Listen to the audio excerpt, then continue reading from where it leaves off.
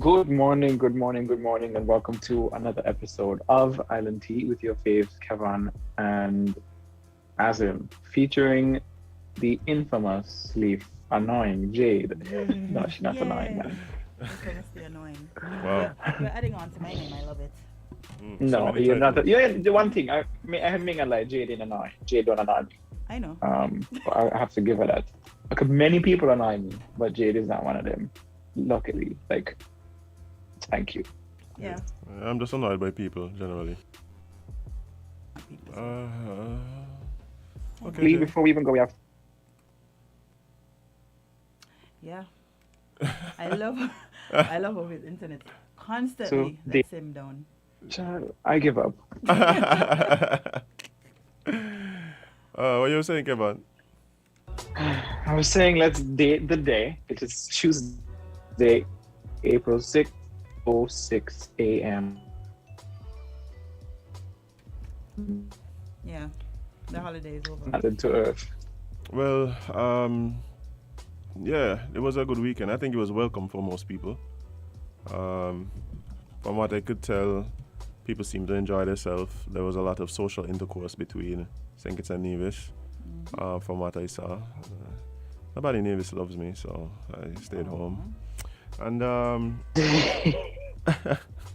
That's okay. yeah, but yeah, I had a chill weekend. What about you guys? I was busy helping Chrissy I and didn't hear nothing you Rashid. said. Oh, I was busy helping Chrissy and Rashid with their event. Well, yeah, that they had yesterday, which I've noticed that my body is not in party mode because I am in so much pain. You would think that I was rolling around at Fairview. I wasn't. I literally wasn't, but I'm in so much pain. So I don't know. Maybe I need to stretch before I go out now. Yeah, Yeah.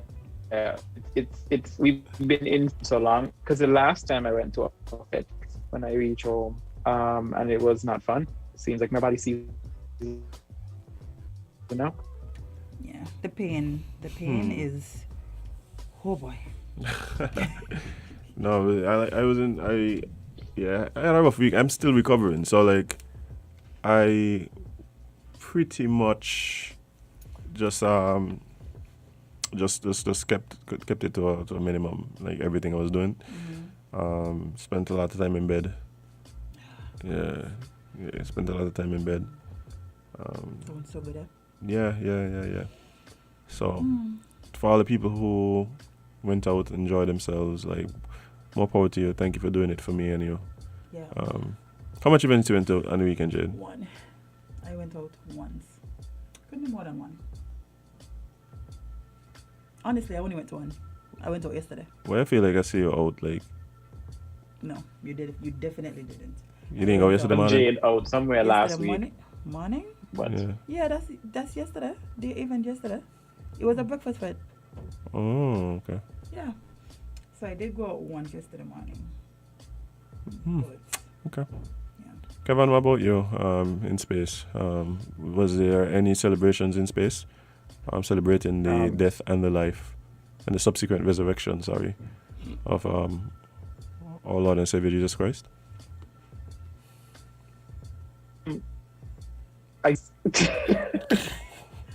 That is a big no. Come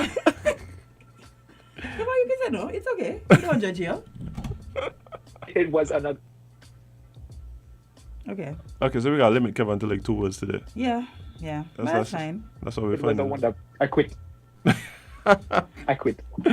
So that you can say, but everything else, no. It comes so. Oh boy. Y'all done with all the pleasantries? Because I have to cut out to people. Okay, Jade, come with the big cussing energy to the bar. You see how you Right start the out the show gate. with bigging up people? I'm going to start the show by cussing out people. Oh, sweet. Cool. Switch it up. Mm. Yeah. Because I feel like people think we're too happy over here. That's not true, but still. So yeah. What's on your mind, Jade? Well, one is the way I feel like the task force treats different people and the way that they use their power when it comes to events and, shutting it down and all these things. Y'all need to do better. I don't know. I don't understand what y'all. Give us specifics. What happened? What actually happened? Well, at our event yesterday, the task force came and, they decided to shut it down, which no problem because, that's y'all job. If y'all feel like y'all need to shut down things, y'all can do that. But the way y'all talk to people, right? Remember, Corona ain't forever, hopefully. Let me just say that, hopefully. So when y'all are upset and y'all come to these events with this upset energy and y'all take it out on promoters who have to spend all this money, it don't look right. It don't look right on you. It don't look right on your bosses. It don't look right on the people in charge.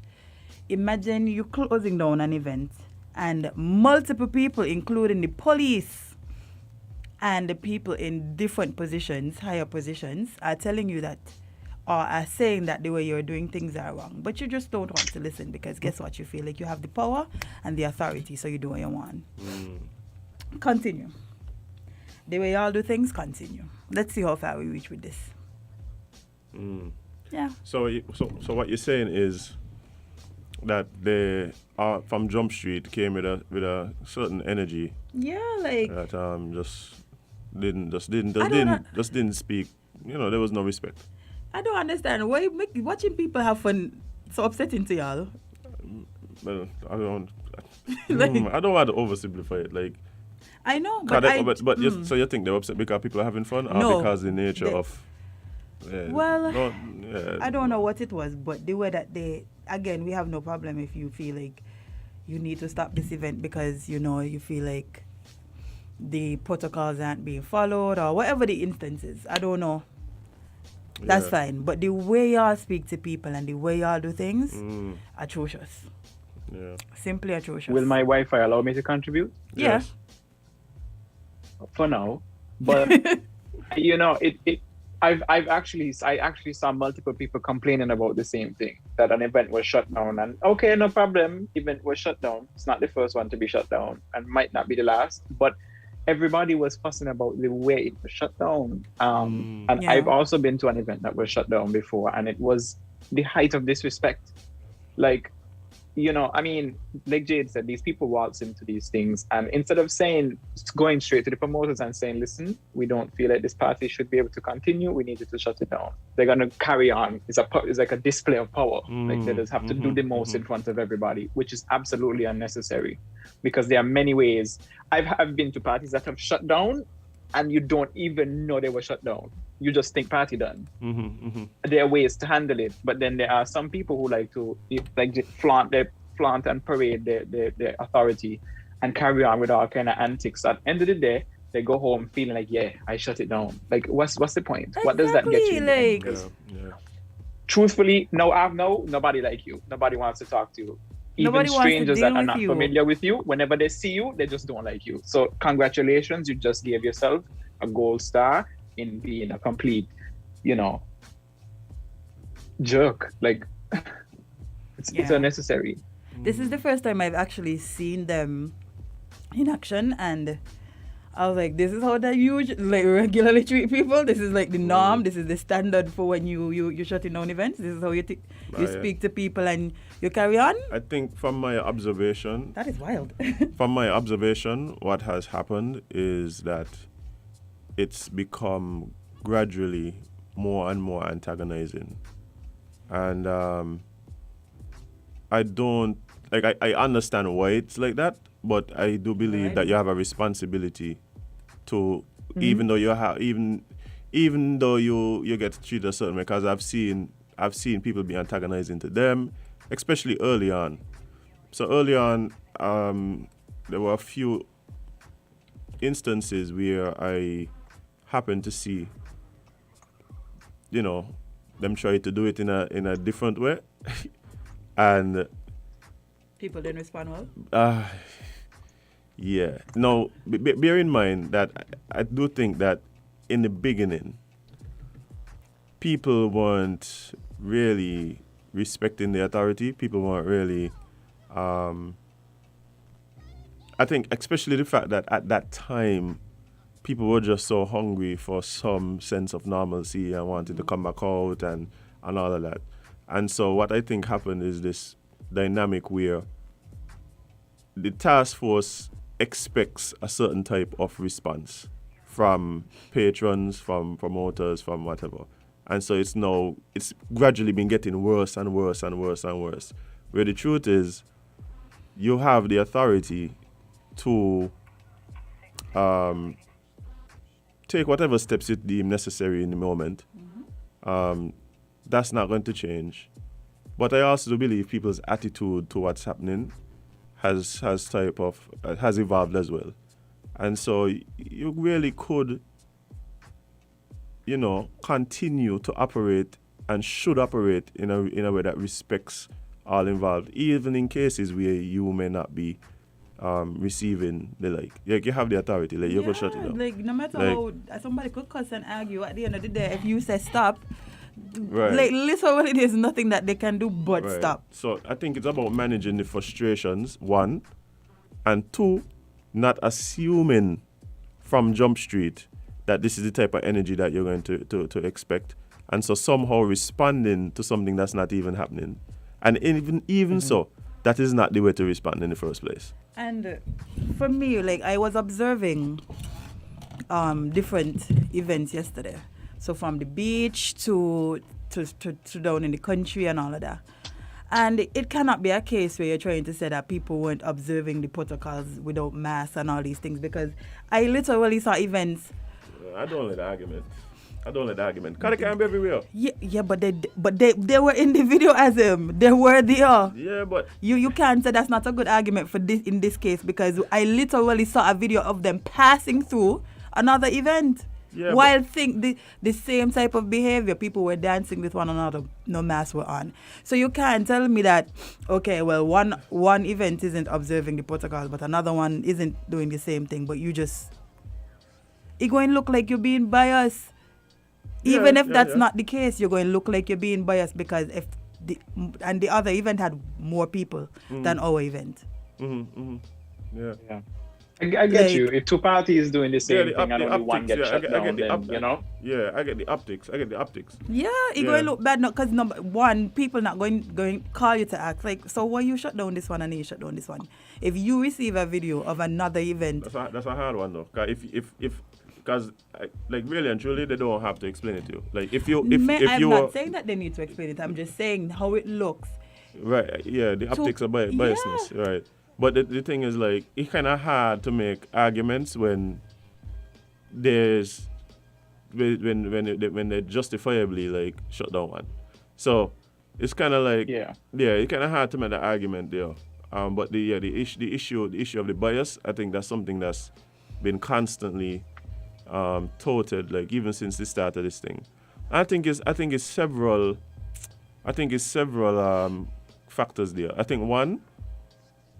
I think that it depends on which members come to, because I've heard promoters say, like, but I'd rather deal with this guy or that guy. Not to say that the thing ain't gonna get shut down, but like you said, some members of the task force seem to know how to speak to people.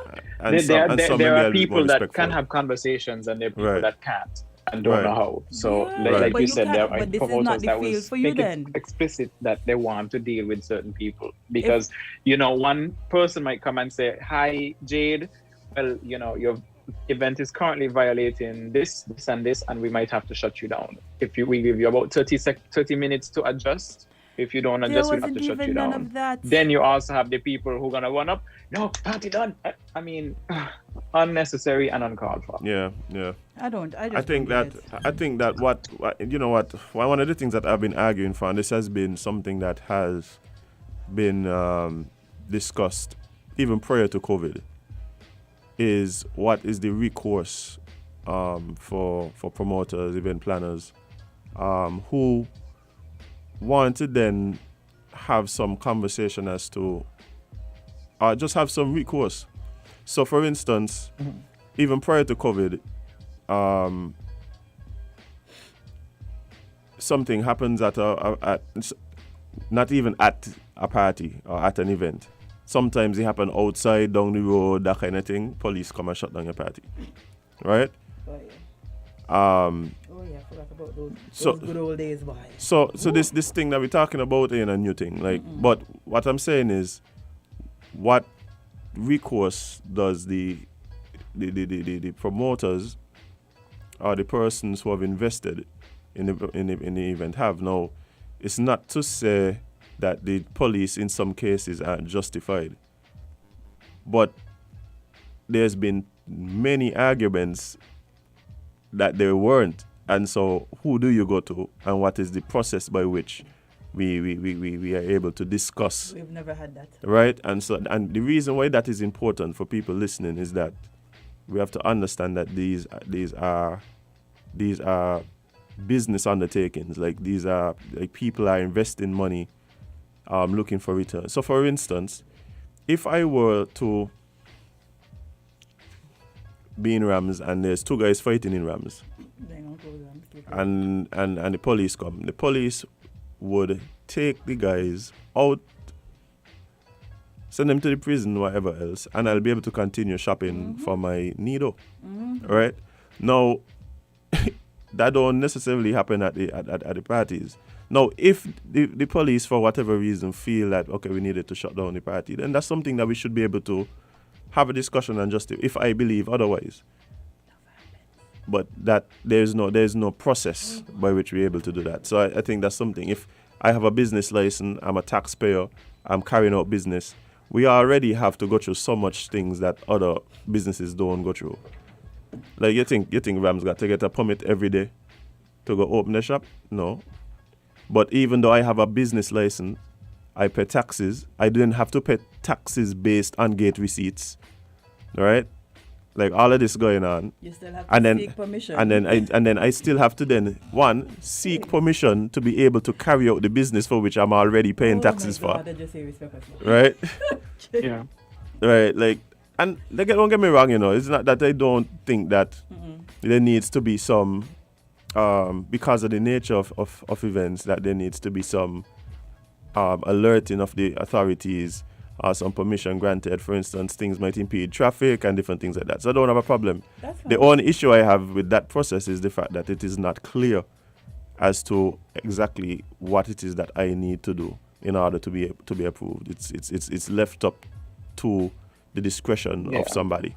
Right? And you're still paying and that's taxes. what I'm saying, there needs to be some sort of, the people need to learn how to have communication skills and how to have conversations.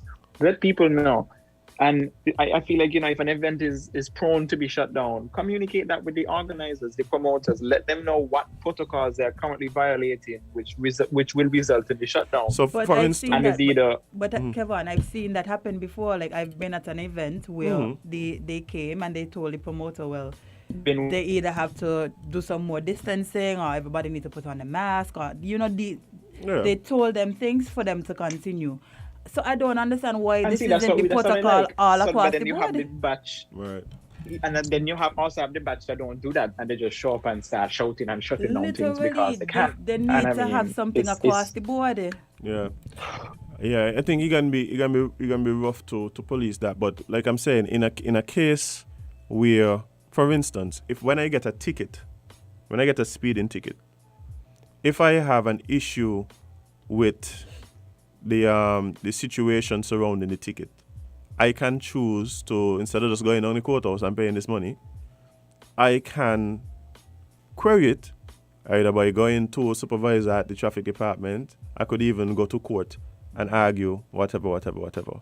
I think something like that needs to be. So, for instance, if you're cited, now the issue is also that we can't say one, we can and not two. For instance, I have not heard of any promoters who's had to pay the fines for violating violating the protocols. So in my view, it seems as though there's still some discretion being given to, in the situation by the task force, right? And I don't think there's any promoter who is going to be upset about the fact that they didn't have to pay So yeah, there's still some discretion being had. Because if they were going out discriminately, just giving out these $5,000 tickets to promoters, then that would have been a whole other story. It would. But at the same time, I do believe that there needs to be a process. So what I've suggested is, can there be something where, just like when you get a speeding ticket, it says where this event happened, what exactly happened, X, Y, Z. This is why you're getting the thing. So you get a shutdown order or whatever, something that is written. And so then if I have a different view of, if I have an issue even with how it was handled, there is some recourse for me to even go and say, hey, this is how this was handled. I don't think it was the best way to handle it. And so we could now have it on record. Right? So, Because for you instance, could say anything and I could say anything. well, not only sometimes ain't even as that. Sometimes it could literally be like we have video or whatever, and I could come and say, for instance, the issue that you're talking about. If there was some kind of process by which you could go to the task force and say, hey, my event was shut down, whatever, I felt that the way the officers handled it, was not the best way it could have been handled. What that does is there's an actual report now. There's something that is documented to say, hey, this is what happened. Bam, bam, bam, bam, bam. And so it puts some pressure on the operatives and the officers who go out into the field to observe some type of decorum, to ensure that the decisions that they're making are, in line with the protocols and et cetera, et cetera, et cetera. Instead of anybody just come, not anybody, but they just come and say, my party behave any kind of way, boom, boom, boom, and there's nothing for it. Yeah, I agree, because as I said, when I said you could say anything and I could say anything, meaning I could complain to your supervisor, whoever is in charge, and you could tell them a totally different story. I don't have any proof to prove that this is the reason I am feeling this way, or your behavior was out of order, because, things happen so fast that everybody not recording, but But not only that, I don't have a problem if it's he said, she said. Because what happens is, when there's several he said, she said, then the supervisors must take into account that, hey, something might be going on. It's like, how many complaints you got, boss? Something going on with you. Yeah, I agree. And you know what? We are keeping the office. You go shut down funerals. You go to the funerals, go shut down the funerals because you got a problem and you go to the party then. Maybe they get drunk before you go in. So what we can do, we can keep you and go to the funerals and do the checks. As in, when I tell you there was literal officers, like other officers there, like telling them, like, you're behaving like this. Imagine your people who are supposed to be on the same team as you, telling you, like. But I do believe that will get even more frustrating. Like if I come here with some kind of energy and like the people who I expect to be beside, they probably get more than energy. Bro, I don't even, like, I'm not going to say which ministers, but even the ministers who, that was like, what is? Yeah, but you see, that's what I'm saying. Like being able to take this to the authorities and have some reassurance that at least there's a process, and so it's then documented to help, avoid it becoming the trend. I think that's what's important. I think a lot of this stuff was put in place kind of quickly, and so now we need to, refine the process. And funny enough, right? Everybody kept saying, is this one officer keep behaving like this? But that's what I'm saying, Jade, because I've seen it otherwise. I've seen task force get that woman out of here. No, but at the same time, unless there is some documentation, some process by which the complaints could be lodged, then they'll just continue doing it. So sorry. Yeah, so who we gotta link up? We gotta link up Abdias? You come like tell Abdias, hey. Kwamel usually is the nation blanket. We gotta call Kwamel and. But Kwamel, the task force in part of the New York thing. In part of who are we supposed to call? I just want to know who we supposed to call. Let me check Abdias first. Yeah, I think so, because I think they're not police, at the end right? of the day. No, they're not police. They're not police. At the end of the day, I don't think people have I don't think people are upset at the task force is doing their job. I think what people are primarily upset about is the way they're doing it. Because definitely. if an event is really out of bounds and the task force shuts it down properly, everybody's like, man, people spoiled the event, they wasn't doing this, they would blame the crowd, they would blame the reason as the reason. But then when other things happen and the task force individuals on the task force act up and act out of bounds, then it's a different narrative, because that's when people get upset. Yeah. When the event is shut down rudely. Yeah. That's just one of the and my things thing is, I have to talk about today. everything needs to be done in moderation. Like, okay, if the promoters are not cooperating with the task force and it's really getting out of hand, then exercise. That's why we talk about escalate. Step to it. You don't always have to respond at level 100.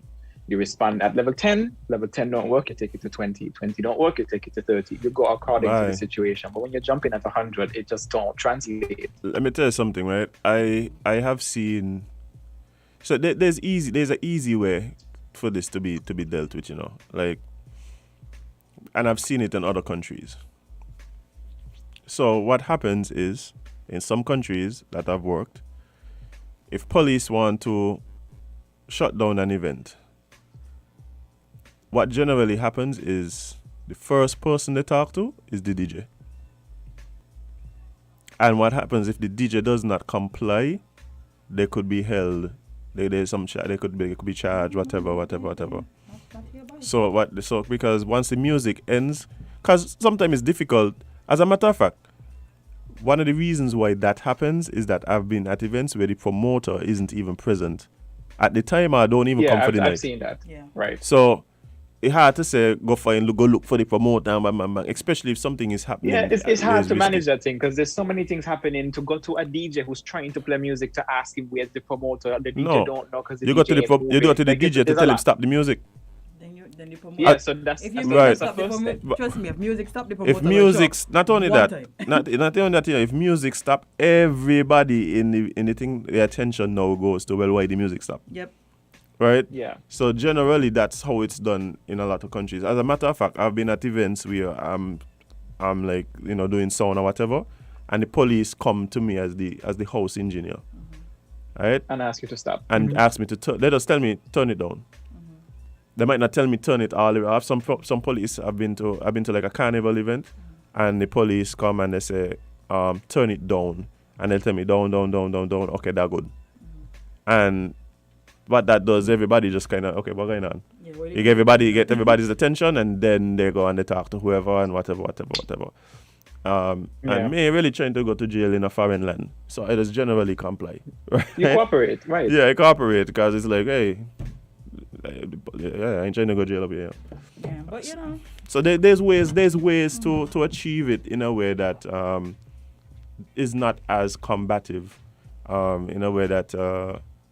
Right. Yeah. There's even announcements. You can go to DJ, and whoever's present, calling Jade to the bar, and the police meet Jade at the bar. So there's ways, but I guess we think too much on this show. But it's break time anyway.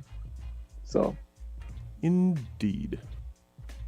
We'll take a very, very short break, and we'll come back to more Island Tea on WINNMedia SK, and we'll be right back.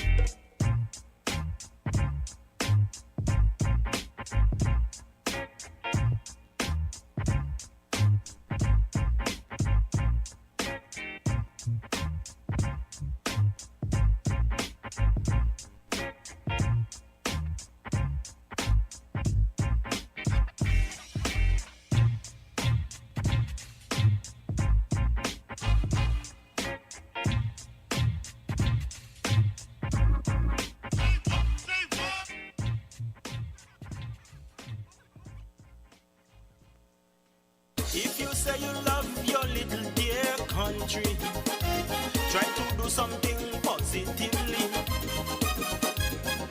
Be a watchdog for the environment.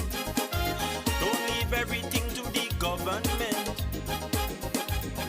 We dump our garbage anywhere, lit on the streets everywhere. Our behavior is telling me that we really don't care. Take some pride in your country.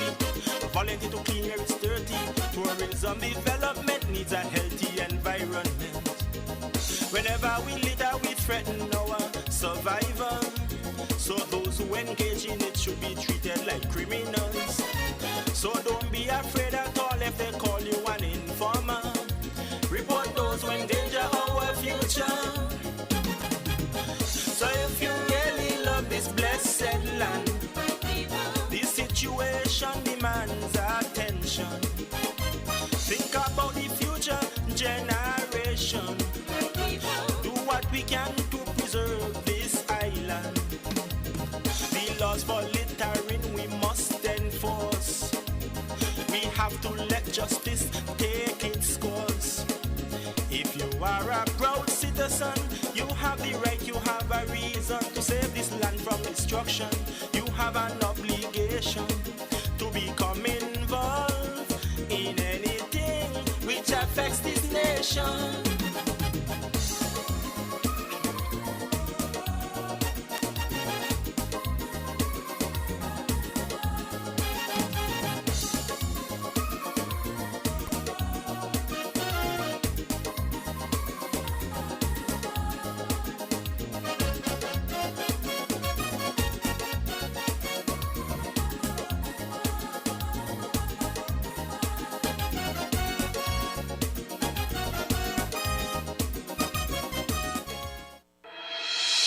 The Solid Waste Management Corporation, SWMC, is working hard each and every day to keep St. Kitts clean.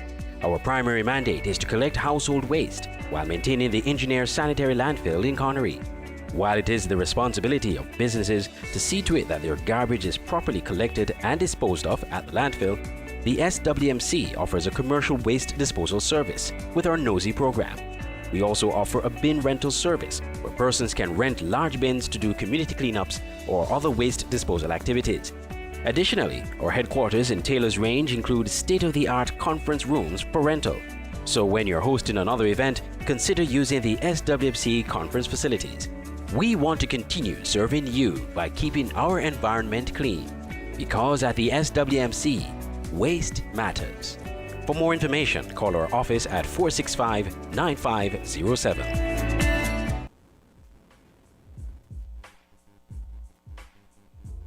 Welcome back to Island Tea with your faves, Kevon and Azem. And it is now time to jump into talking trash.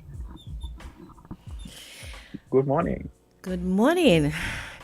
A warm welcome and a warm good morning to all listeners and WINN FM. Welcome to another episode of Talking Trash today, Tuesday, the 6th of March, 2021. Well, I hope you all had a fantastic and relaxing Easter. You know, I had a good one. Boy, we're talking about it off here. She got into a lot. I'm telling you. Okay, yes, Talking Trash comes your way every Tuesday morning right here on WINN FM 98.9 from 8:30 to 9 a.m. to inform you and to educate you of what's happening at Solid Waste. And as usual, I am your presenter, Anita Lake, the collection manager for Solid Waste Management Corporation. And Solid Waste, yes, we deal with the generation, the collection, the separation, the storage, transportation, treatment, and disposal of solid waste here in St. Kitts. So, today's edition will speak on putting our passion and concern for a cleaner environment into practice. But before I get into it, I want to remind the residents in the rural areas that garbage collection in your area will only be once per week. Please be reminded of that. Your collection will only be once per week. So on Mondays, collection will be done in these areas: Amory Drive, Bellevue, Borio, Buckley's Estate, Carifesta Village, Cedar Grove, Clicquot Housing, Douglas Estate, Lagreet, Milliken Estate, Molyneux, Monkey Hill, New Road Project, Odge's Gut, Olivies, Parway Village, Phillips Village, Shadwell, including Pleasant View and Pine Garden, and the southern side of Sandy Point from the main road, and you have Stapleton and Tabernacle. Okay, so those are on Mondays. So please take note of those days. Again, you have, and let me go into Tuesdays. On Tuesdays, you sorry, my throat this morning. Sorry, coming. Okay, on Tuesdays you have Kevon from the primary school up to Whites, Canada Estate.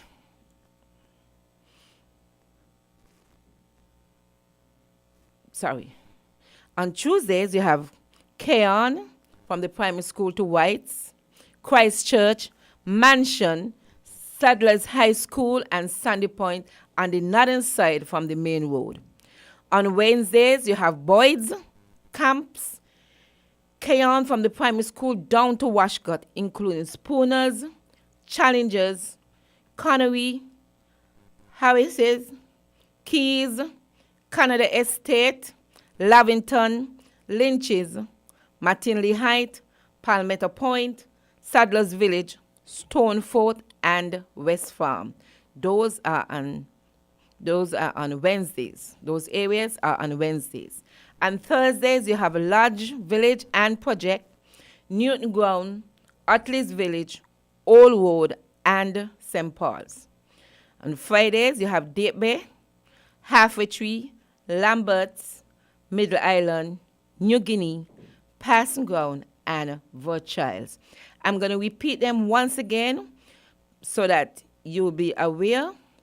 Again, we have on Mondays, you have Buckley's Estate, Amory Drive, Bellevue, Borio, Carifesta Village, Cedar Grove, Clicker Housing, Douglas Estate, Lagreet, Milliken Estate, Molyneux, Monkey Hill, New Road Project, OG's Gut, Oliviers, Power Village, Phillips Village, Shadwell, including Pleasant View and Pine Garden, southern side of Sandy Point from the main road, Stapleton and Tabernacle.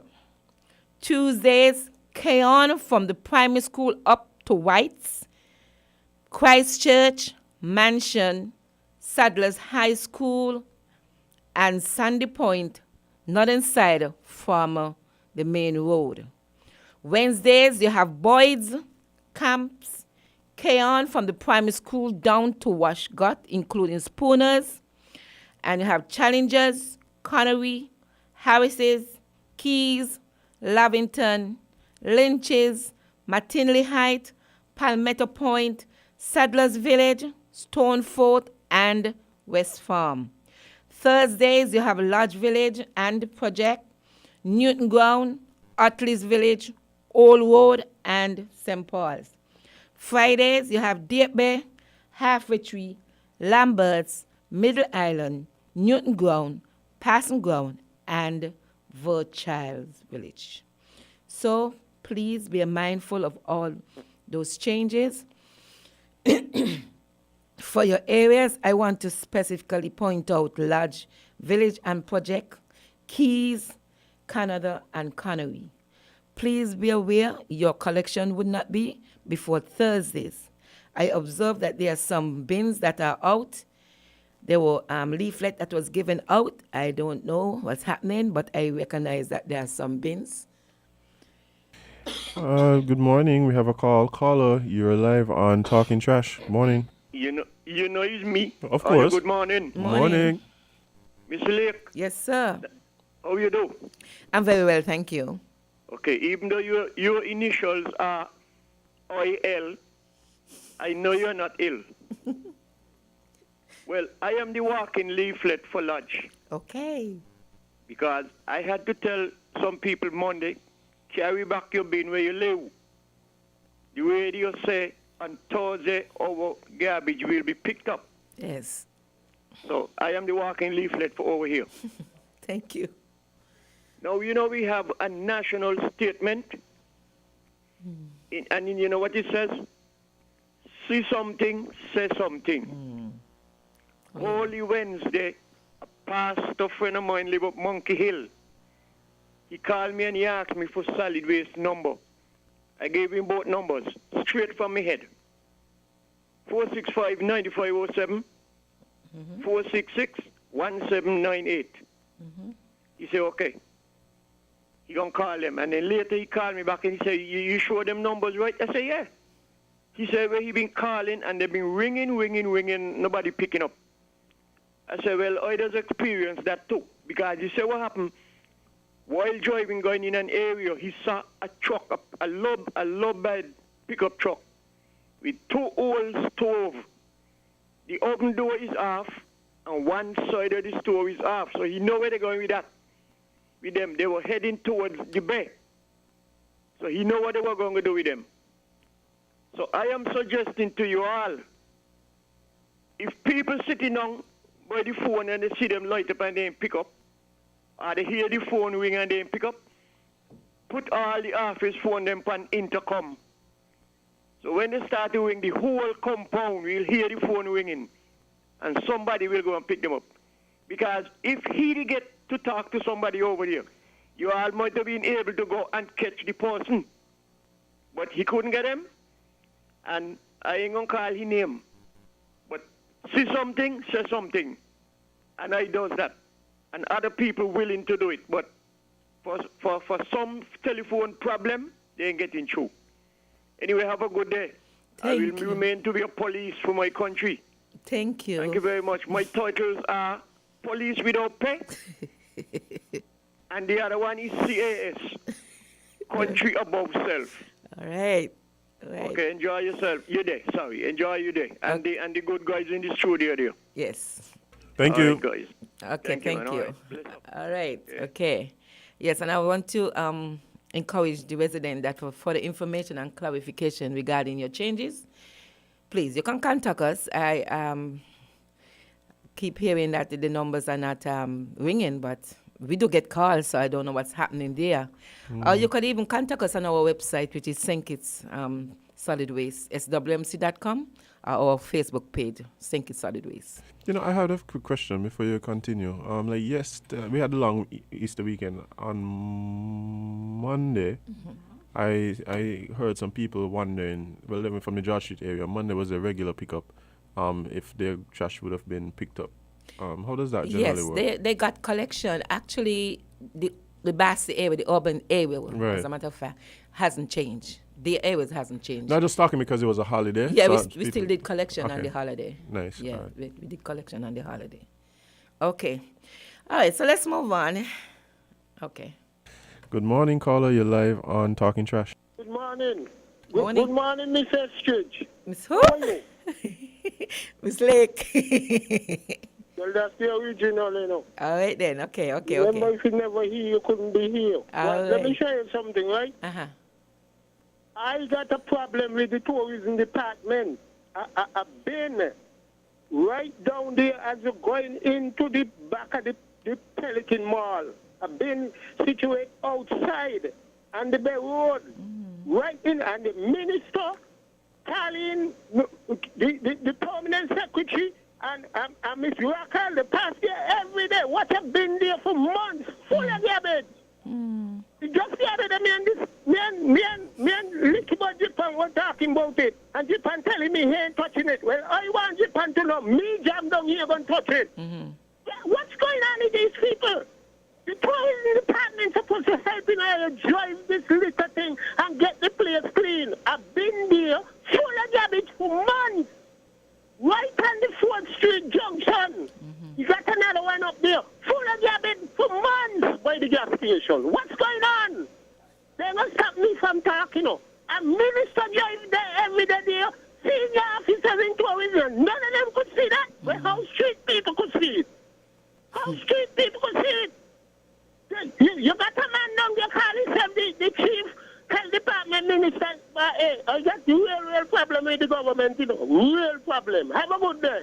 This is Jam down talking. I want him to know it's me. Have a good day. All right. Okay. Thank you, but caller. just in case you were confused as to who it was, the caller alerted us. Who's reporting. So in case you're mistaken for somebody else. I know, right? Yes, he did. Okay. Let's move on. All right. Well, over the weekend, I went on 2 recreational hikes. My God. And I was shocked to see the number of undesignated places where garbage is being dumped indiscriminately. I was Wow. shocked. I don't know, you ever see something and get goosebumps? Yeah. I got goosebumps. I took pictures, actually, of the amount of garbage I saw in the mountain. Oh my gosh. It was a So, second. Miss Lake, I have a question. I have a question about this. And you just it's something that bugs me, but you just brought it to my mind. So, we have hikes, and we have people that are known to take people on hikes. Yes. Does the hike group, or is the hike group held responsible for trash? Because we have the trails are sort of the same all the time. Because you go to the equator, it's sort of the same trail. You go to Dudan Pond, same trail. And sometimes you take these trails and you just see trash.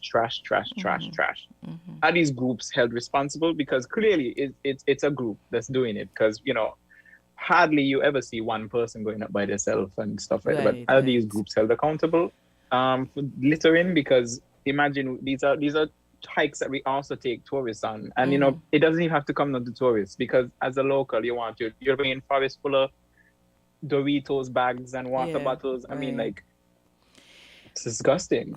It's sort of difficult to hold one particular group responsible, in that you don't know which specific group does it, because more than one group goes into the mountain, goes on hikes.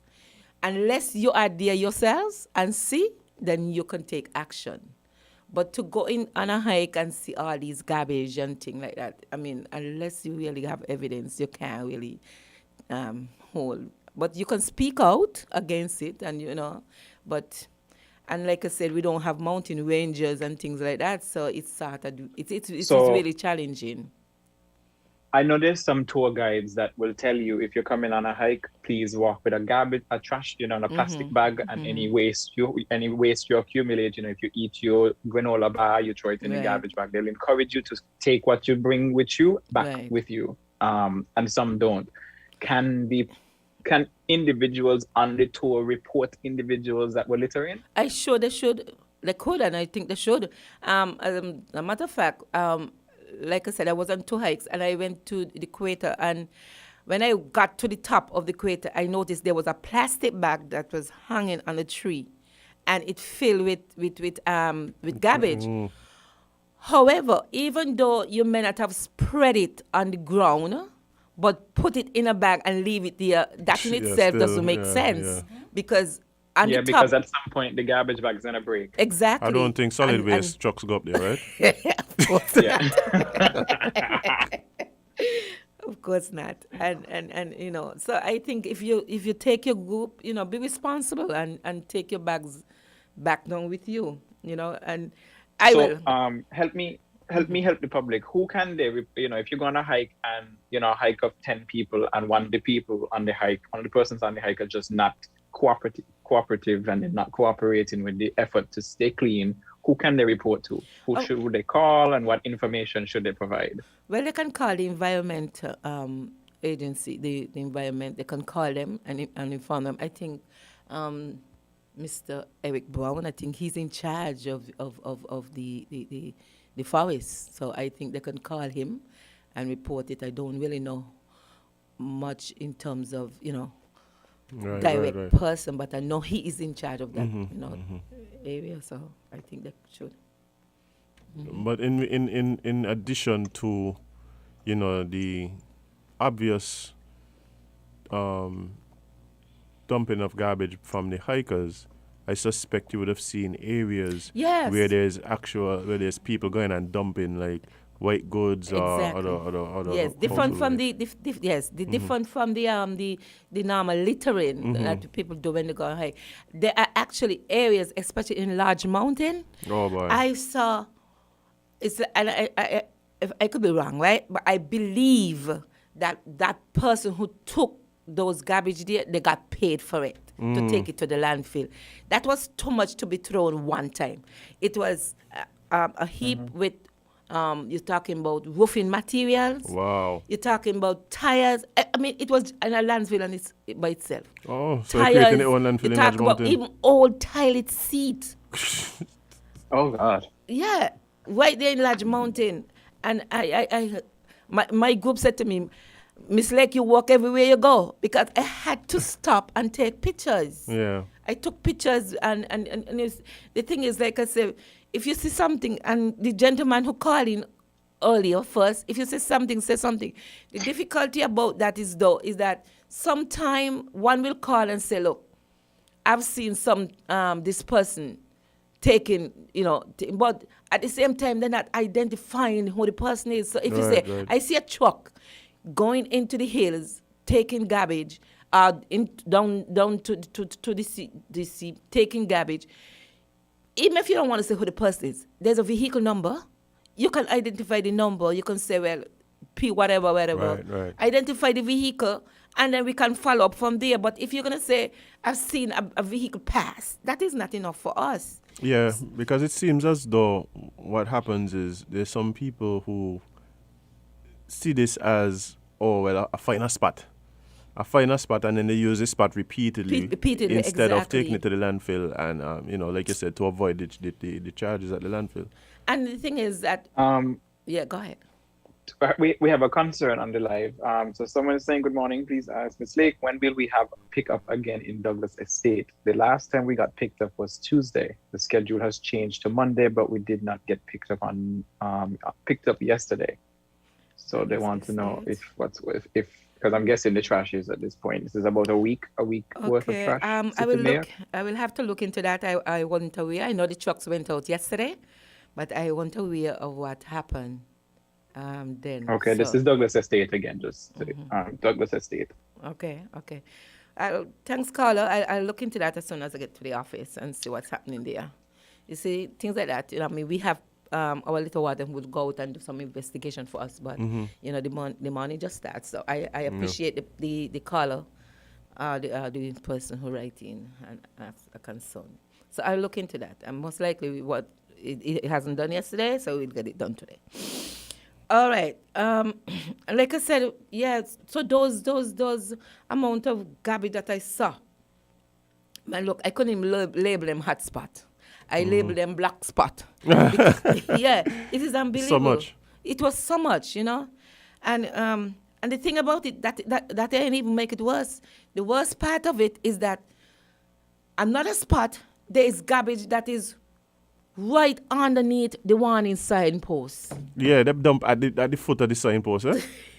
Willfulness. Willfulness. I mean, there's this big sign, no dumping, and they dump the garbage right under the signpost. And even if there wasn't a sign, like, why are you dumping trash? Like, you just don't care about the environment? Don't care about the country? You just want... Yeah. But the fact that it's signed there, in my mind, would at least tell you more. Like, okay. But not only that, it speaks to the fact that perhaps the people had been dumping there. Somebody would have seen, they would have done a cleanup. Right, would have done a cleanup before we put a sign. Okay. Yes. And so people just continue. And it's a solid waste sign, which me would have cleaned it up before. Right, exactly. That's what I'm saying. So, despite of that, solid waste, right, despite the many, we try to streamline our collection to help everybody, to make it easy for everyone. But the challenges and the barrier, they are significant. People don't care. People have a mindset and they do their own thing. And which is, okay. Good morning, caller. You're live on Talking Trash. I call back to tell her, that first I must give the callers them a chance, because a lot of people want to say what they see. But when people see and tell them they're doing nothing, people join big money in these departments. No. And you are in me, No. And just now the government got a handful with jam down, because jam down abuse all of them. It's terrible. You never used to see where you see now when Bridges and Macall was there, because Macall used to come out, keenly and coming out and watching nothing and going back and reporting to a minister, putting pressure on the minister. They ain't doing that. You ain't see them. And I got a problem with that. And other people got the problem, but they don't come and talk. But jam don't want to talk because Barney, have a good day and come here and away. I born here, nothing bring me here. All right, caller. right. Thank you very much. You know, that caller always have a passion, you realize? Yeah, man, very passionate about Very passionate. the country. And I appreciate it. I appreciate the fact that, you're calling and you say what you have to say. So what's on your mind? But one thing, though, is that once a complaint is made, we do take action. Maybe to go out and maybe we clean up the area because, like I said, sometimes it is very difficult to find out who did the act. So we do take actions at time. All right? But, illegal dumping in St. Kitts is really a serious problem. It is a serious problem. And we can't preach it enough. Illegal dumping is a crime. And we have to take our environment serious. You have lots of roadside litter bags, household garbage where people should put for the garbage truck to take up. They are littering, they are dumping it illegally. You have tires, you had yard debris, appliances, old beds, derelict vehicle parking up and down everywhere. As soon as you pick up a derelict vehicle, in no time, another one gone there. And when we remove them, person get all upset. Or they have them for parts, or we're going to use it, vehicle. Imagine that. They may start to make complaints and things like that. And what we're saying is that we have to do our job. Once a vehicle is abandoned, it is considered derelict. Right. So we're going to move it. The thing is that we try to keep the vehicle now at the landfill for at least a week. Mm-hmm. If no one comes within that period of time, the vehicle will be crushed. Right. They will be crushed. So we're telling persons, if you put your vehicle there and we consider it abandoned and we move it, if you ain't show up to claim that vehicle within that period of time, it is going to be crushed. Can persons reach out to solid waste to come and remove a vehicle for them? Let's say it's my private vehicle, now old and abandoned for whatever reason, and I want it off my property. Would solid waste oblige? Yeah, we do remove vehicles. We do take up vehicles all the time.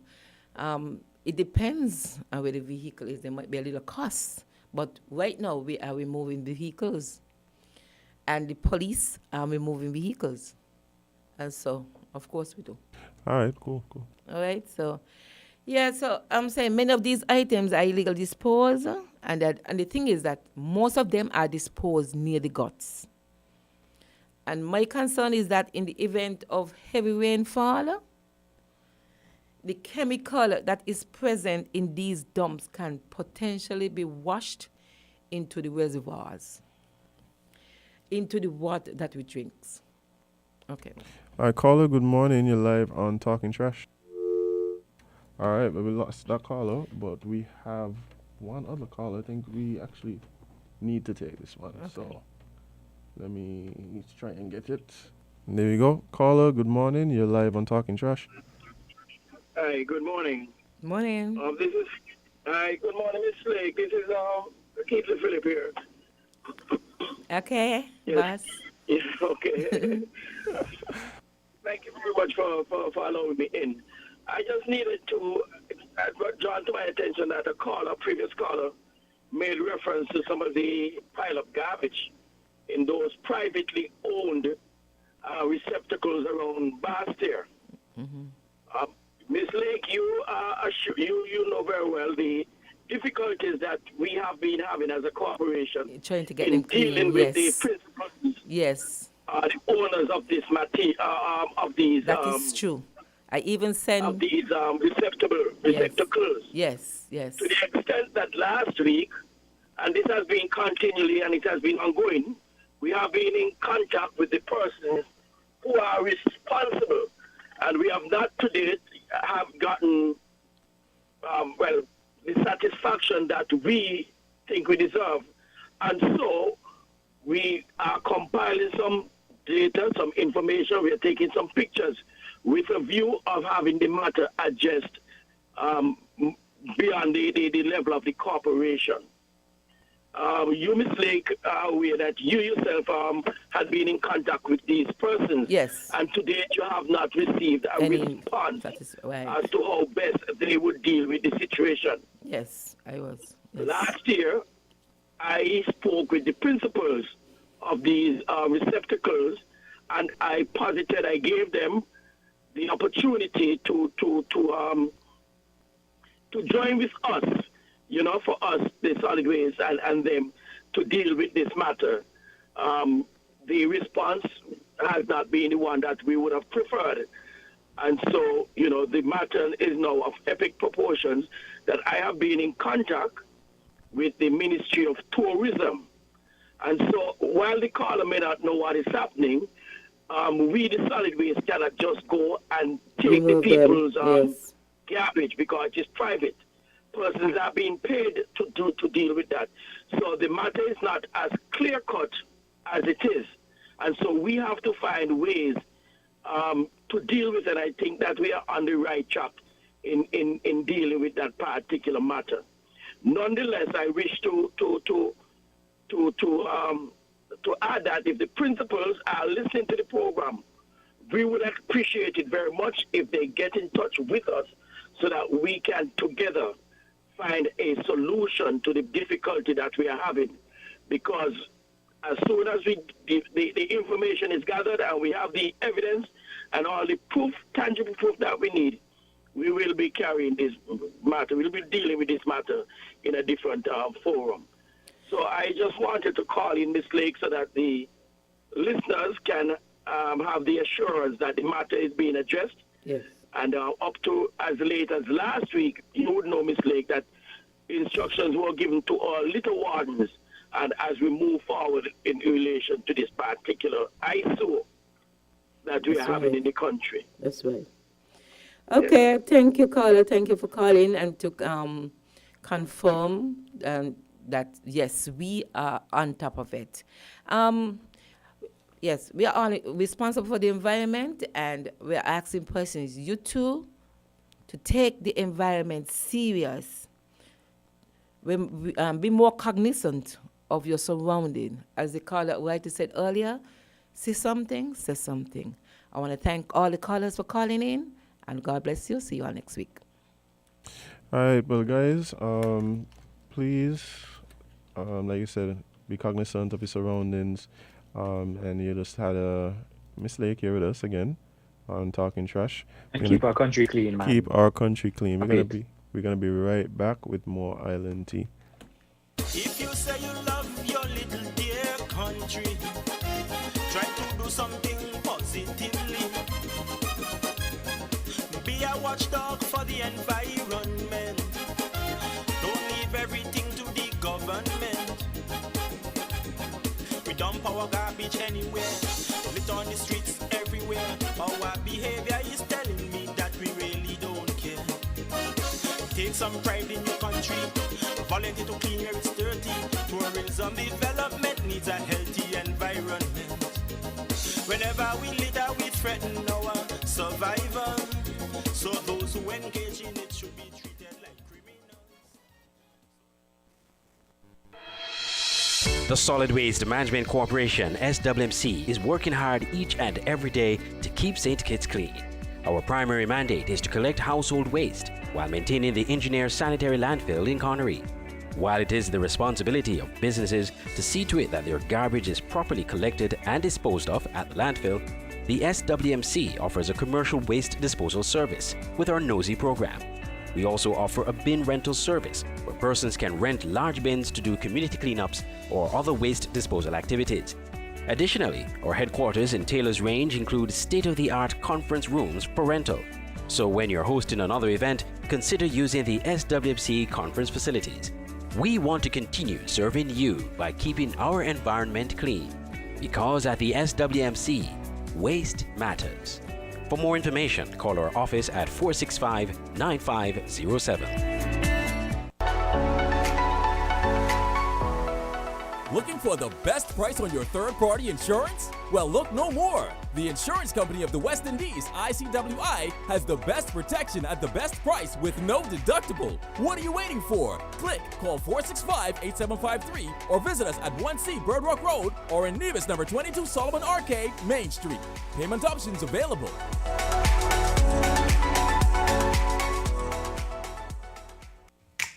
Maybe it's the way the brilliant gold liquid reflects our sunshine, or how the bright blue of its label mirrors the clear Caribbean skies overhead. Maybe it's the fresh, crisp taste of this beastly cold beer on a scorching hot day. Maybe it's even the way it brings us all together. But one thing is for sure, Carib is very much a part of who we are wherever we're from in the Caribbean. Carib, it's the way we play. Drink responsibly. Horsford's Value Mart IGA is helping you spend less and save more. How, you ask? Essential Everyday and Equiline. Spend less on our essential everyday products and get the best quality, the best taste, and the best value. Spend less for all your family health and beauty needs with the Equiline brand of over-the-counter products. Horsford's Value Mart IGA is helping you spend less.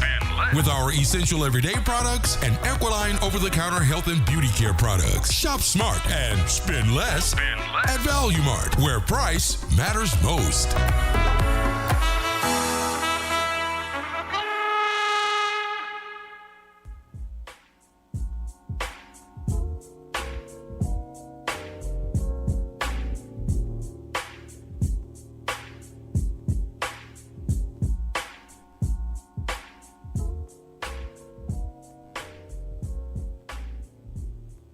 Welcome back to Island Tea with your faves, Kevon and Azem, featuring Jade. And it is now time. Well, it is now 9:11 a.m. and it is time for a little bit of tea time. Nice. That was a smooth one. Yeah, definitely. So I'm gonna try to breeze through. These are some short articles, and I'm gonna try to go through them because I like to keep the nation informed. Somebody told me over the weekend that they don't usually listen to news, but they enjoy listening to us, and it's a great way for them to get news. So I'm happy about that. So let's jump into this one, which is not great news at all. It kind of hurts to read this one. But there was a teen that was killed on the weekend in a freak accident in St Kitts and Nevis. So, according to reports, Keon Richards, who was 15 years old, of Crab Hill, Sandy Point, was playing basketball when a tree fell on him and hit him in his head over the weekend on the Sandy Point hard court. He died from the injury. The Sandy Point community has since plunged into mourning. Condolences have been pouring in from every corner. The child's email secondary school says it mourns the passing of its darling student, Keon Richards, who was in Form 3A4. And they also said, please keep Keon's mother, Denise Richards, and his 4 siblings in your prayers as they grieve this loss. The Deputy Prime Minister of the Federation of St Kitts and Nevis, Sean Richards, he also expressed his condolences to the family. His words were, "It is with an immensely heavy heart that I express the most profound, sincere, and heartfelt condolences on behalf of the entire community of Sandy Point to the family and friends of young Keon Richards, who passed at the time this article was written last evening in such a tragic and ultimately an untimely manner. We are all heartbroken by this tragedy, but as we celebrate Easter, let us not lose faith and trust in the Lord and implore his blessings and comfort over Keon's family at this time of tremendous sorrow. And Keon's young soul rest in peace." And of course, more individuals poured out their sympathies and condolences. But investigations into the matter revealed that the young man and his friends were playing a game of basketball when a large tree fell on top of him. His friends managed to escape. He was transported to the hospital, to the Pogson Medical Center, where he succumbed to his injuries. Just the loss. Very unfortunate. Like Very we unfortunate. have to send, condolences to his family and friends. Prayers and well wishes, WINN FM family. You know what made this even more sad for me? The disregard for life that I see a lot of people have. there's no reason for you to see anybody, child or adult, obviously hurt, in pain, injured, and you push your phone in their face. I would have sued that person, by the way. I don't know if you could, but I would. If I was that parent, if I was his parent and I saw on video you stooping down into my child's face with your phone, for whatever selfish reason you decided to record his last moments, whether it to be to send around to your friends or whatever, I would have given you a lawsuit. Because you have no heart. You have no heart, you have no soul, you have no regard for life. Let's do a deep dive on this now. Go ahead. Let's do a deep dive on this. And before I comment on what Jade said, because that's definitely one of the places that my mind went to. This last week. But I really feel it for the friends and loved ones of this young man. We try to protect our children, and we try to encourage them to do right things, stay out of the wrong places, be safe. Like, this child was literally playing basketball with his friends. A lot of times when we hear about loss of life, sometimes you could point to perhaps a lapse in judgment, perhaps being in the wrong place at the wrong time, and these kind of things. But here you are, you have a young man literally just playing basketball with his friends, and he's not here with us today in any physical form. And I could imagine just the sense of loss, disbelief, questioning that the parents and friends and even the other children that were playing, because you just was playing with your friend. You just was playing with him. Not only that, like, why was he the one to lose his life? These are the kind of questions that situations like this pose, and so it's a very just unfortunate. So let's segue. Wait, because somebody just told me that all of them weren't taping, which some of them were just checking because apparently the tree knocked out the lights. Yeah, like, no, like, that's, like, I mean, we could understand that individuals might be in their phone for flashlights and stuff, but I mean, at the same time, people who choose to see people in their worst times and pull out their cell phone to record videos. Right. Okay. So I had fallen asleep. I woke up and saw this video in my phone, and after about maybe between 5 and 10 seconds, I recognized what was happening and chose not to continue watching the video. And I think this is becoming a real problem. It's not enough for us to say, like, people this and people that. Like, it's a problem for multiple reasons. So much so that in some countries you get charged for it. For recording? Yes. In Norway, for example, and I think Sweden, it's illegal for you to see someone in need, have the capacity to help and not help. In some other but that's not the case in most countries. In most countries, you're free to record and whatever. Or if you are not, for instance, one of the persons who was responsible for whatever incident, or the person who is suffering, injured, was in an accident, whatever, is not your child or ward, or you're not responsible for them in any way, then you're not legally responsible. You're not legally required to help them, right? And I think that's the case in most countries. But we have to recognize that we are somewhat jaded as a society. We are, unfortunately, at a place now where our initial instinct, or the initial instinct of a lot of people, is to pull out your phone and capture an incident rather than trying to help the situation. Now, I had this conversation over the weekend, and someone was trying to tell me, well, what could the person have done? Now, let's speak to this, because I don't think it's enough for us to say you're a bad person for pulling out your phone and recording like the thing. No, what I'm saying is, what could you have done?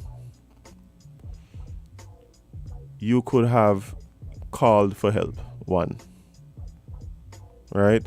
It doesn't matter if you believe someone else called or if you saw someone else call. It does not matter, because believe it or not, the third, fourth, fifth calls to emergency about a certain incident does make a difference and does help. Right? What I think happens is that there is this thing called, I think it's like the bystander syndrome or something like that, where collectively... Yeah, the bystander effect. Yeah, but collectively, the bystanders make certain decisions, right? So decisions like, boy, it's best we don't move him, boy, somebody don't call. And the thing is, sometimes nobody don't call you. Nope. Everybody just... As a matter of fact, there was a study done that basically suggested that if you are in a state of crisis and need, it's better for you if there's one person that show up than a group of people. Yeah, because imagine that. One person going, nobody else around, so you literally forced to call. Right, not only call but act, right? And so you like these are so that's one. Either calling for help. In this case, the court is close to the hospital. You don't worry about the fact that somebody else done went and called. You could go and call too. And the person next to you could go and call too. The more calls, the better, because they're going to realize the urgency of the situation, hopefully. Right. Not only that, like, what could you have done? You could have attended to the friends of the boy who were on the court, meaning help to create a barrier and even console some of the friends and things that were in the area. You don't have to necessarily go to the aid of the guy and perform first aid. Sometimes we just don't know what to do physically to somebody who's been in an accident. We don't know if we should move them, shouldn't move them, if we should move the tree off of them. And I've been in these situations where people have all these different concerns. But again, there's so much in the moment that you could do. Help to keep people back. You can do. Help to console persons who may have known the person who was injured. Like, all these things come before pull out your phone and documenting someone dying. Not for people currently, apparently. And I've had first aid training, and first aid training sort of divides a lot of responsibility. It tells you that if somebody else is already engaging in the first aid, you begin crowd control, which means I don't jump in to help too. What I do instead is I try to keep the crowd away, and I try to, keep space. There are many different roles people can play besides being the journalist on the scene, because it's unnecessary. The 50 phones out, who is that helping? Like Azem said, there's so many ways you can help. I mean, and that's why we say first aid is so important, because it might seem stupid to you, but you have no idea how helpful it can be. I've been in situations where I've had to jump in to assist a stranger with first aid, and it at the end of the day is like, you think about what would have happened if you weren't there.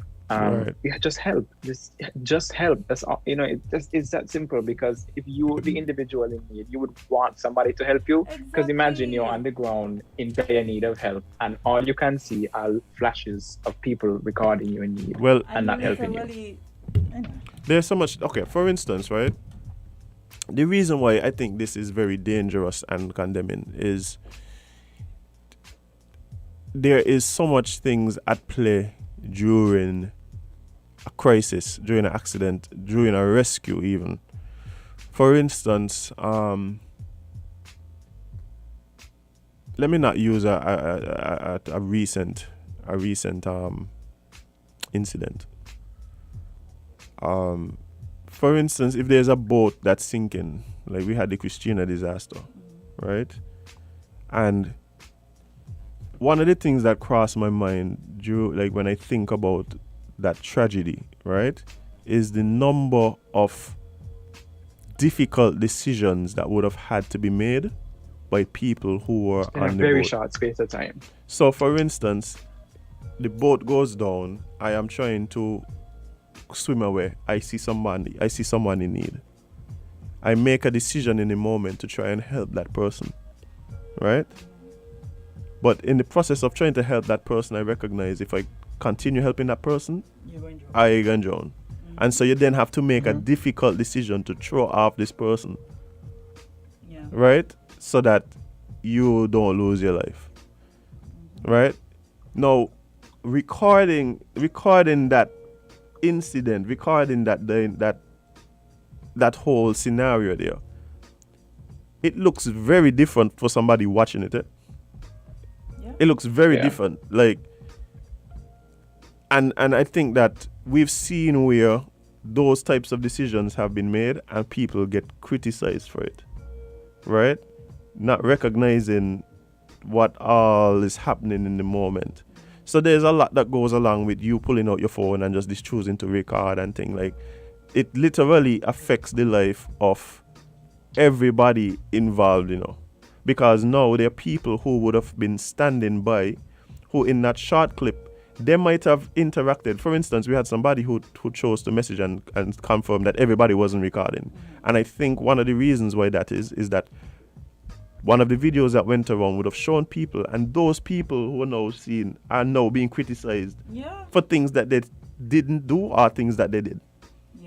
And so, like, all these dynamics play out all because you decided in the moment to what you do is, like, what, make a movie. That's the thing too, like, what you plan to do with this video? Send it to the friends so they could see what happened. You plan to 2 weeks. To record. It's like I capture this moment. You just send it out. Ridiculous. It's like, imagine it's have people. It's like what they call them, girls. So it's bad. No, you get a badge because you're the one who recorded this incident. That's like, it. okay, I and then understand. what? Yeah. That's my issue. That is my issue. Intent, not the action. The intent. Because if you are recording, let's say you record a crime with the intent to give it to the person who is involved or hurt, or the police to assist, that is different to you recording somebody's last moments to send it around to your friends to show them, well, yeah, I just captured this, or this is what happened. Girl was down here. Yeah, the thing is, you can imagine what type of mentality it takes to be scrolling through your camera roll and see a death that you recorded 2 weeks down the line. But not like, only that, what are you doing with this in your phone? But then why? send it out to your that means you have not taken into consideration the family of this person. Okay, that's a big thing, because let me tell you something. There has been numerous moments where people have found out their loved ones have been in an accident because of a broadcast. Imagine. Because of broadcast messages on WhatsApp. Yeah, I home, eating or whatever, watching TV, you get a message in your group chat, or you get a message from a friend, you open the video, your loved one. Either dying or dead, or like, what we doing? What is the purpose of you? And not only that, how do you have no kind of heart to actually pull out your phone and record somebody that is dying? We just so desensitized that we don't care about these things anymore. And my thing is, like, you pull out your phone, like, can we pull out your phone to dial 911? No. Or, who's calling 911 if everybody's phone is on record mode? Like, who's calling for help? Man, let me tell you something, right? Okay, for those of us who are listening, right? Let me try and make some suggestions, right? When you're faced with when you're in a scenario like this, whether it's an accident, whether it's some type of crisis moment, whatever, like, ask yourself a few questions, right? Instead of filming, is there something else I could be doing? That's one, right? ask yourself, is filming this the right thing to do? Like, use your own judgment in that moment to find out, is filming the right thing for me to be doing now? Also, consider, is the person that I'm filming, is this something that they would want me to be doing? And you can ask them. So you have to make a judgment, and you put yourself in a position. For instance, if I am in a situation with, let's say, a police officer, right? We are going back and forth for whatever reason. Somebody could make a determination like, hey, this is something that a person would want to be captured for future reference. You understand? And so you pull out your phone and you film it. Right? Especially considering that in that case, you may be, you might second guess doing something because there's a person of authority there and whatever. And so you pull out your phone and you film it and you capture it and whatever. Not to send around to everybody, but because you feel the person in the situation may want to have this filmed. So that's what I'm saying. Like, ask yourself these questions. 1, is there something else I could be doing instead of filming? 2, is filming the right thing to do in the situation? And 3, do you think that the persons you're filming, is this something that they would want? Right? That's all. Like, that's like, if you just ask yourself these questions, I think we'd operate in a better way instead of focusing on the perceived fame that comes from what fame, Azem? That's it. I said perceived because it's got to be that's what's going on. And But you know that's videos but and why you watermarking somebody's anyway, that is how we know people are doing this, because they want it to be their origin. You know, I'm watermarking this so every person that knows Kevon is who recorded it. Like, okay, and then what? They're acting like you're getting money. They're acting like you're getting some type of money for being the first to record. Well, I think that what happens is that we have one of the things that pushing this type of behavior is like World Star, like the World Star thing. No, but that's what I'm saying. I think that whole thing of these videos that for the most part, that is because a lot of times.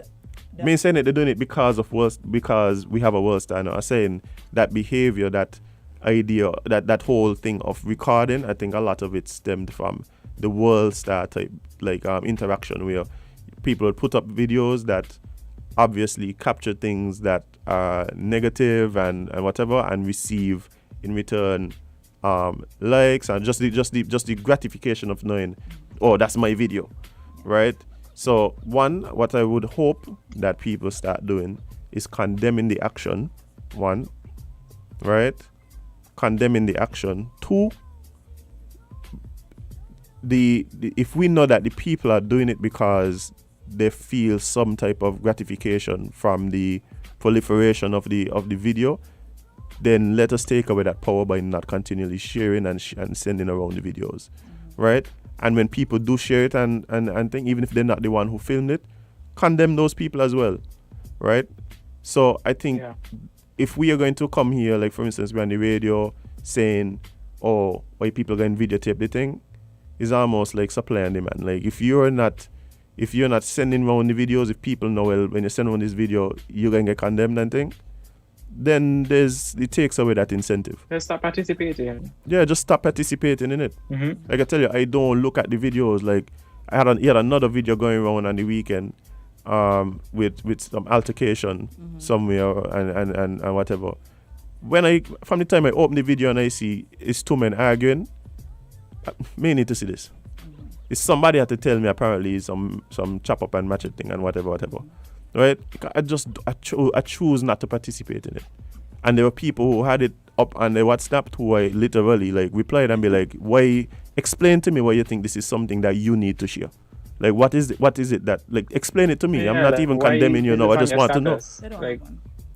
Like just so you get some views, man. Like come on, like this is not cool. We got to stop it, man. Like just have some type of just moral decency. Nope. No? Okay, cool. Yeah. Forget it all. Yeah. Anyway. Kevon, it is break time. break time. Yes. So we will take a very, very short break and we'll come back with more Island Tea on WINN Media Scan. We'll be right back.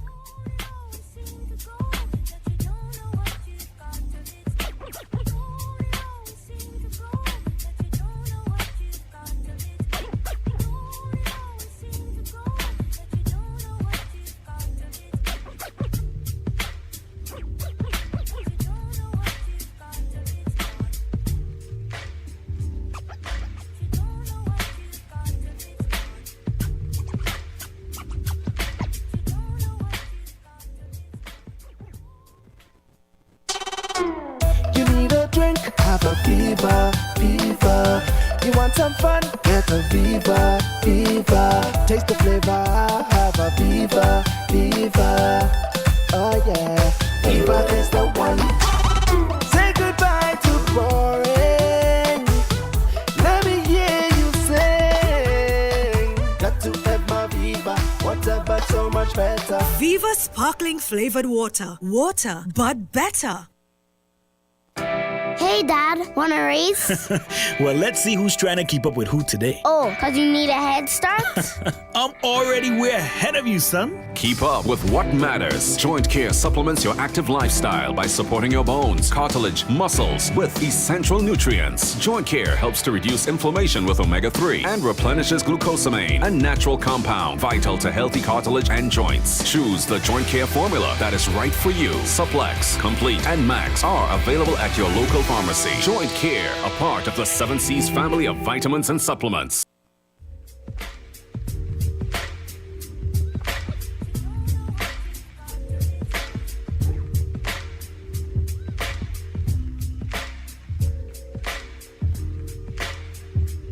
Welcome back to Island Tea with your faves, Kevon and Azem. And it is now time to jump into Eat Local with Gregory Wharton. Welcome and good morning. Good morning. Thank you for having me. No problem. So we love to start this segment of our show off with you telling us a little bit about who you are and what it is you do. Okay. Well, again, my name is Gregory Wharton. I founded a company years ago in the millennium called St Kitts Spirits Corporation. It's evolved over the years. It's now changed to St Kitts and Nevis Rum and Spirits Corp, where I'm a director there. Initially, my focus here was to come back. I'm from Toronto originally, born in Toronto. Mother's from here in St. Kitts, St. Paul. And years ago, I came back, set up a company, Rum St. Kitts. But the focus really is beyond rum. My main focus really is to see a thriving economy here with multiple Kittitian division-made products being exported around the world. So initially, alcohol was the focus. I wanted to get into energy first, but economies of scale, that doesn't work here because we can't grow enough sugarcane to make ethanol fuel-based fuels. Yeah. So we'd have to, have nowhere to live. Right. So, but as things evolved and in school, again, cannabis is my main thing now. I'm involved in alcohol still, but I see cannabis as being a great opportunity for the Federation. A cannabis economy can save us, totally change us, and everybody can thrive on this island if they want to get involved in this new economy that's beginning shortly. Oh, cool. But okay, so a lot of people listening would hear you say that and wonder, why do you think that cannabis is the way to go? Because we've seen, yes, in other countries we've seen it, like Jamaica, for instance, but because other countries are so far ahead of us, how do you think that we could compete being this small? Where do you think our country can do this and be profitable while doing this? I see great things for us. First of all, size isn't a major concern with regards to this product or this commodity. I see us as being the Nigeria of extracts. Now, cannabis is the base material that you grow. That's the plant that you grow. But as we're moving forward, I think they're going to see, people here in the Federation will see that extracts and making concentrates with the plant is the way to go. We need to take the plant and convert it into a storable, valuable product. Because if you keep it as plant-based, it's going to rot and your price or value goes down. It degrades. You turn it into an extract, you capture the potency, you lock it in, and you enhance the shelf life greatly. So now you have a commodity that you can store, hold its value, and sell it as needed, and sell it as the market dictates. So if the price goes down, you can hold it. Hold your strategic reserves. And as the price goes up, you then put it into the market. And you're going to see price fluctuations as this economy evolves worldwide. I have a lot of friends in Canada that are involved in the high finance level of this economy. And we're going to see lots of dynamic changes with price, with the barrier of entry to getting into this economy. And that's what I really want to focus on here today. Right. Because the longer we take getting into this economy, the higher the price to enter will be. Therefore, the barrier of entry gets higher and higher every day that passes. So if we wait and drag our feet and let other countries get involved in this before us, when we finally say, hey, let's get into this economy, the cost to enter this business will be so high because the machinery, the equipment isn't really dropping in price anymore. It's pretty much hit its bottom right now. The technologies aren't evolving anymore. But the price of the commodity is dropping. Yeah. If you see what's happening in Jamaica. So with that, if we wait too long, the cost to get in, it won't be feasible. But it still will be feasible because we can have it as an internal local economy as well. Because again, in 2013, I approached the government at the time and I requested a license to grow hemp. At the time, cannabis wasn't decriminalized.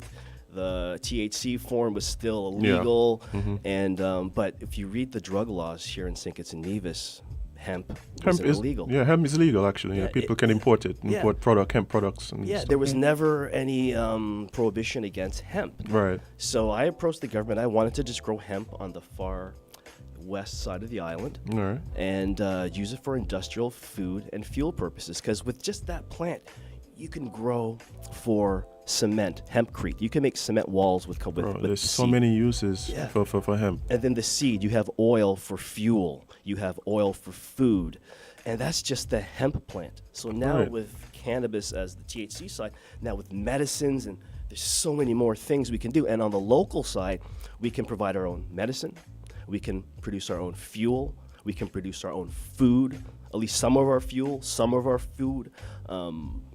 Again, the cement that I mentioned, buildings could be produced out of hempcrete.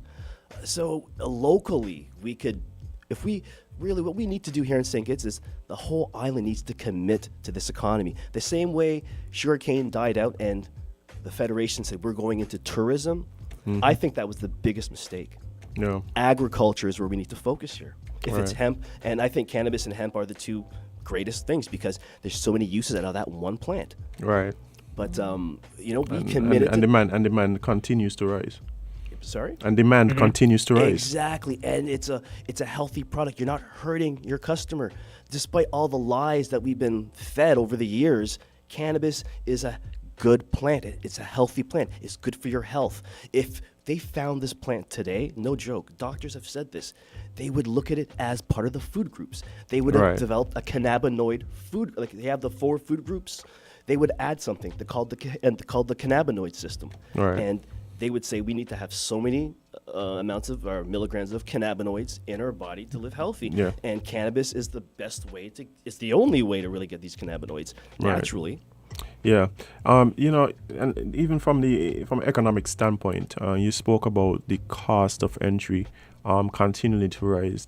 I think one of the even more dangerous games we're playing as we take more time to enter the market is the fact that we would not be given the luxury to position ourselves within the market, right? I think the earlier you get into some of these markets is the better you can position yourself. Correct. And brand yourself. Correct. As you move forward, and that allows you to really maintain some level of market share that really makes it profitable for you moving forward. That is 100% correct. We see it with, again, Jamaica, we see it with California. Like, these are places that have this branding when it comes to their cannabis. Correct. And that's why they're one of the, they both are some of the biggest competitors when it comes to this market. Yes.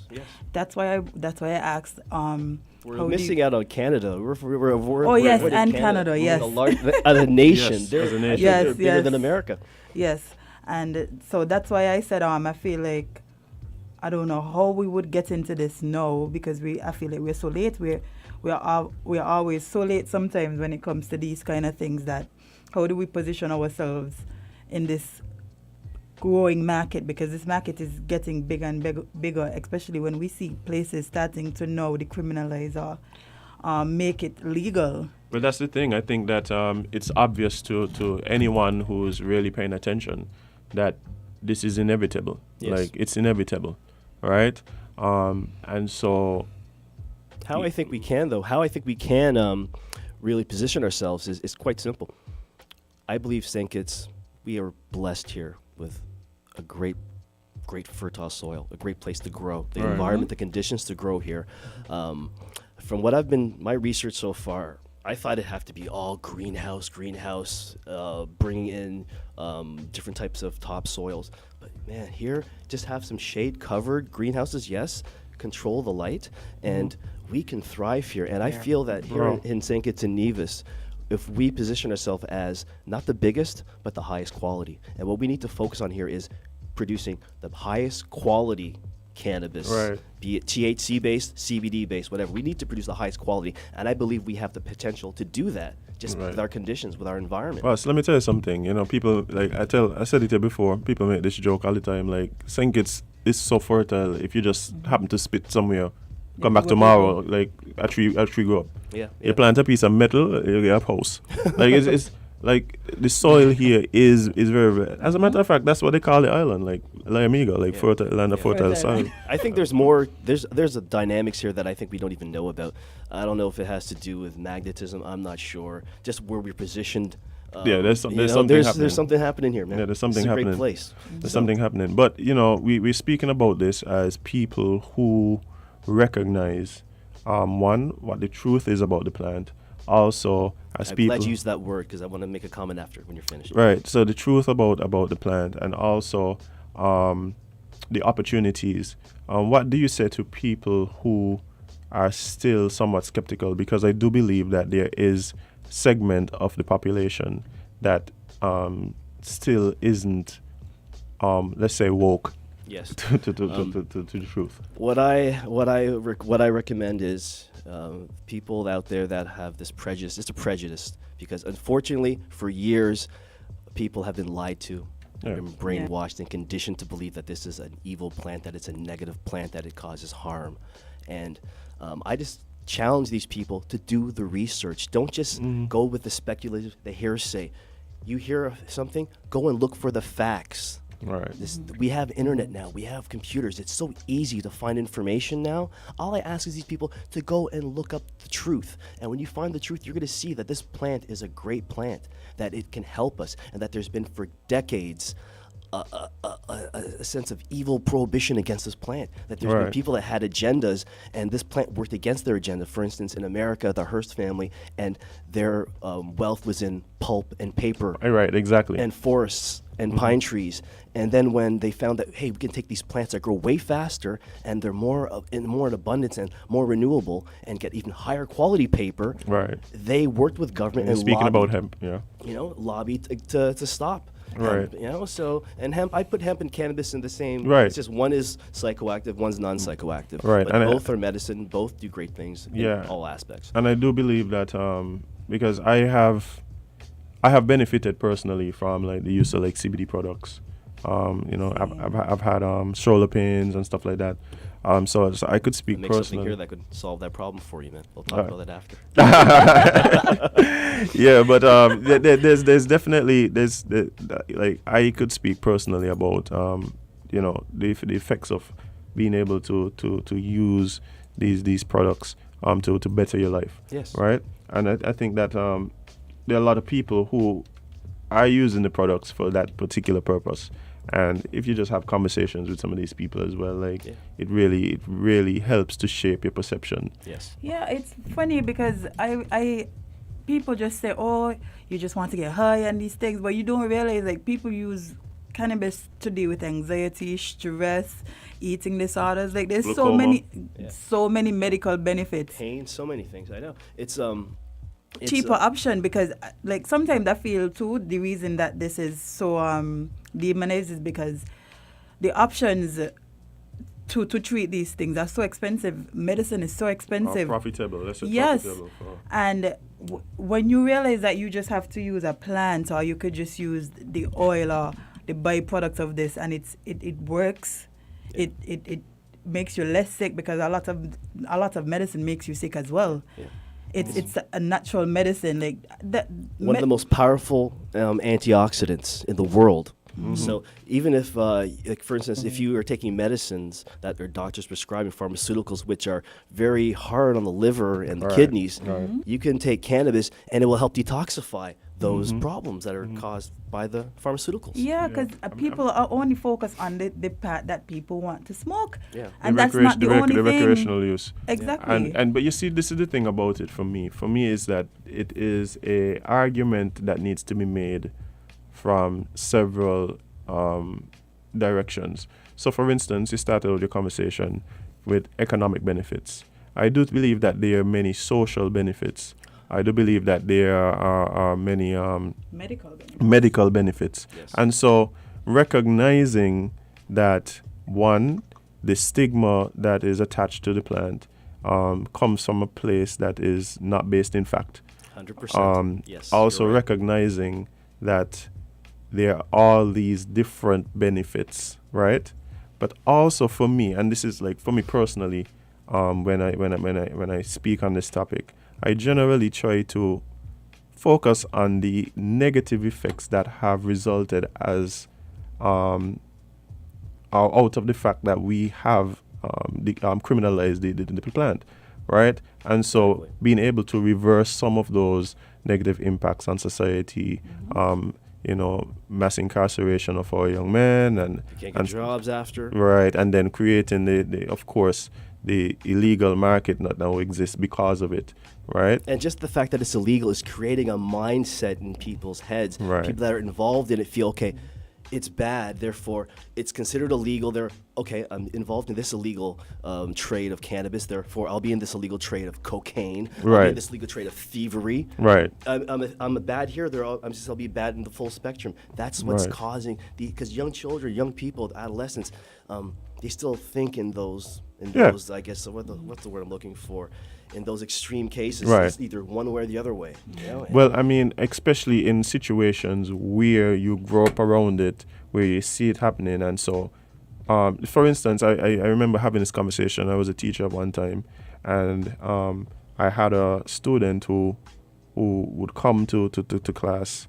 The problem was that it was difficult for me to have this conversation with him because he was seeing it in his environment through a certain lens, right? And like you're saying, it's bad, but it's proliferated, and so I could be bad all around. Like it sent him in a certain direction. I got you. Right? Yeah. And it became difficult to have the conversation because of the lens through which he viewed it. And I think that it closes their minds. Yeah, it was really a closed-minded, like you're saying, view of it, and it affected other areas of his life. And it was so unnecessary. It affects the relationship with the family, with the parents, because now he's hiding things are being concealed. Right. And going into that whole, just want to kind of segue into another aspect with truth and how it kind of puts people closed-mindedness and whatnot. My belief is, as I said earlier, a lot of people have been lied to and brainwashed that this is a negative plant. And what I'm seeing here right now, there's the people in control of this new economy, people that are setting up this new economy here. I feel just in speaking with a lot of these people, a lot of them don't have a love for the plant. No. They don't love the plant. They just see it as a financial opportunity. They see the financial gains down the road. Therefore, their approach isn't the right approach. Right. They're just looking at money side and all the other benefits which outweigh the financials. Exactly. They're not even looking and thinking about them. They're not thinking about how many people can be cured from cancer, how many people can be cured from multiple sclerosis, how many people can have no more pain every day. How many people have pain every day? We can at least maybe half the population. That can be solved. All these things, I mean, they're not even thinking about these aspects of the plant. So what I really hope is that they put people that love this plant in position to direct this new economy, because we have to really go all in. If we go all in the way we went with tourism, look at the amount of millions of dollars that were spent on that pier right now. Yeah. And what is it doing for us? We could have spent a fraction of that money on processing facilities that can take agricultural goods, not just cannabis, vegetables, fruits, clean them, cut them, freeze them, and bag them. Right. Okay, at a fraction of the cost of that pier, and we could have had a facility that can make food that we can sell, store, export. And that is like what you're speaking about is actually my whole concern with not only cannabis but the whole in agricultural sector. Yes. I think that we, for the most part, lack. There's no love for agriculture, and there's a prejudice against cannabis. Right. That's what I see. But I would really hope that, like you're saying, we're able to move from this culture of just growing and taking it out the ground and taking it to the market. Yes. Being able to, like you're saying, turn some of these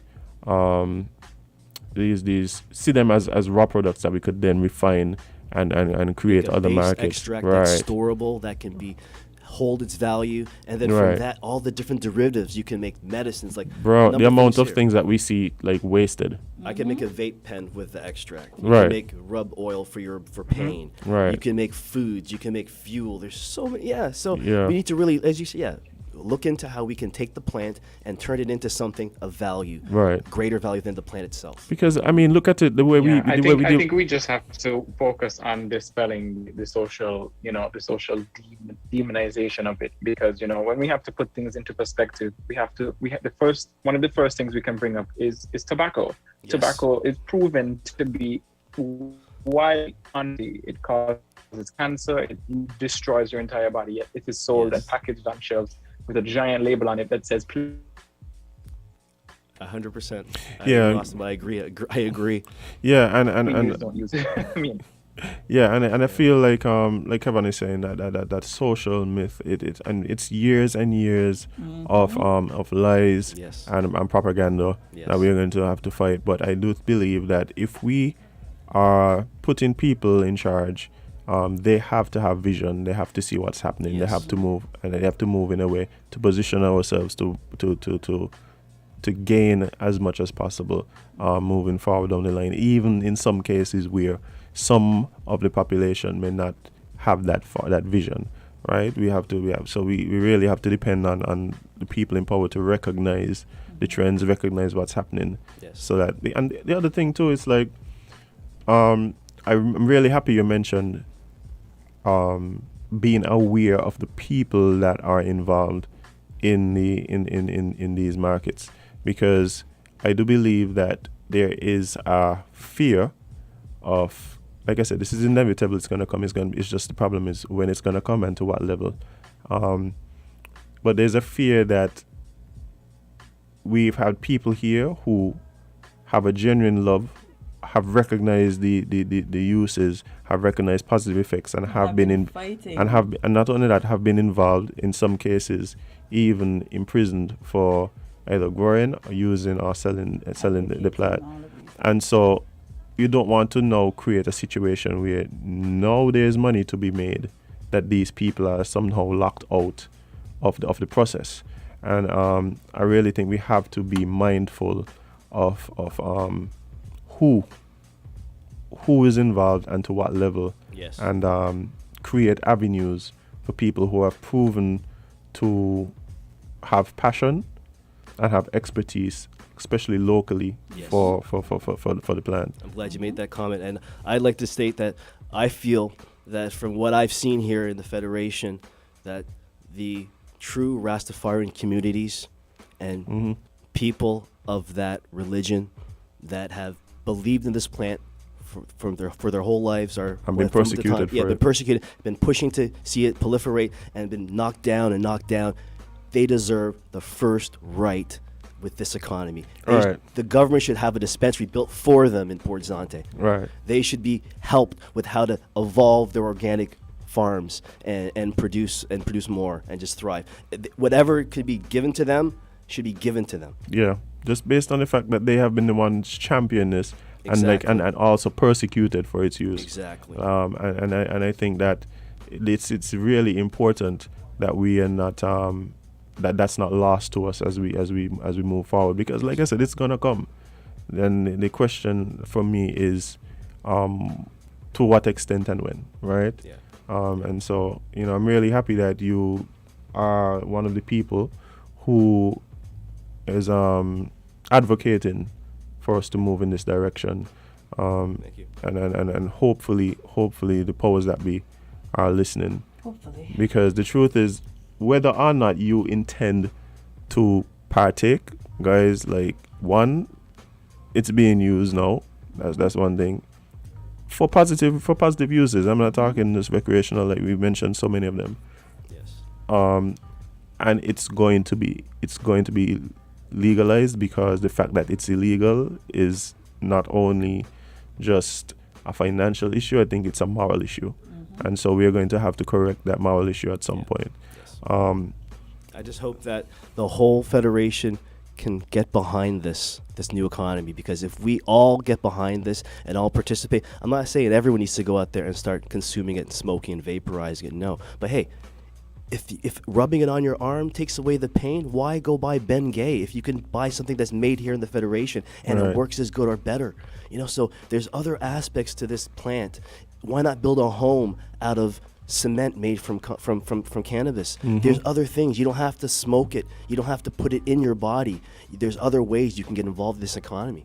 And I just hope we all participate, because if we do, like, there's countries like, for instance, I'll give you an example. Some country like Italy, they can come up with a new shoe, okay? And everyone in that country will support, and almost every household you'll be at least one pair of those shoes to give that company a chance. And that's what we as a nation need to do with this economy. We all need to get behind it and see it take us to the next level. Yeah, definitely. Hopefully this conversation today, and again, thank you so much for coming and joining us. This conversation today could continue to spark the minds of people, towards like you're saying, supporting, getting behind this economy.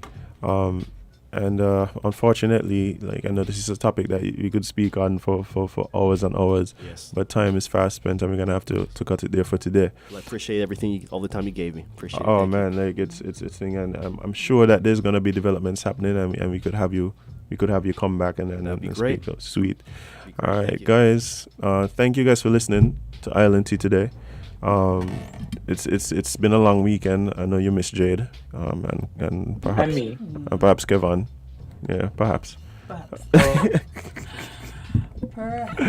Yeah, Jade seemed like she wanted to be a fave. I realize that's what's going on. Wait. I feel that's what's going on. Jade wanted to be a fave. I'm not. So I'm not an honorary fave. You were an honorary fave before you were an official fave. So Yeah, I'm now the honorary fave. People like me, Jade. No. Okay, let's rephrase that. So no, Azem was always a fave. He Yes. was just on the other side of the glass. So because he was not a scene at the time, he was not classified as a fave. Then people would question, where is he? Where is he? Where is he? Right. That's why we chose to phrase it as Kevon and Amali, because we were the scene ones at the time, and then indeed. Azem and Jade. But Azem was always and forever will be a fave. So Jade, don't. That's okay. I will be the stepchild. I am fine with being the Azem is stepchild. a great man. I'm fine with being the stepchild. It's okay. By the way, just want to say good morning to Witty, Kitty. Morning. But yeah, guys, thanks for tuning in. We here every Monday. Well, most Mondays to Fridays. To Fridays, 8 a.m. to 10 a.m. right here on WINNMedia SKN. For those of you listening on Facebook and YouTube, thanks for tuning in. Thanks for all your comments.